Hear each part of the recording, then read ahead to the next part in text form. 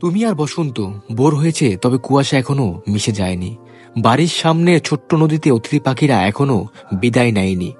হঠাৎ একদিন আকাশ আর বাতাসের ইচ্ছে হয়েছে প্রাকৃতিক তার মায়া দিয়ে ভালোবাসুক প্রতিটা বৃক্ষকে।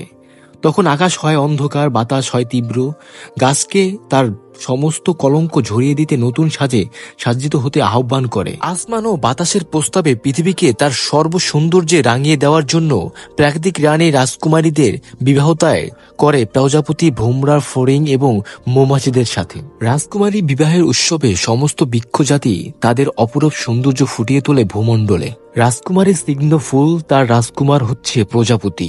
ফুলের উপরে প্রজাপতি দেখার সুন্দর মুহূর্ত উপভোগ করতে বসন্তের অপেক্ষা থাকো।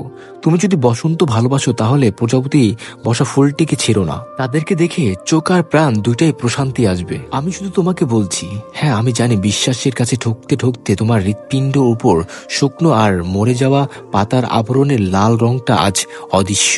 বসন্তের আগে টকবগে সূর্যের নিষ্ঠুর তাপে গাছে যেমন নিঃস্ব হয়ে নতুন করে উদয় হওয়ার জন্য আমিও কি সব হারিয়েছি নতুন ভাবে পাবো বলে এই লেখাটা পাঠিয়েছি রিফাত ভাই। রিফাত ভাইকে অসংখ্য ধন্যবাদ এত সুন্দর একটা লেখা পাঠানোর জন্য।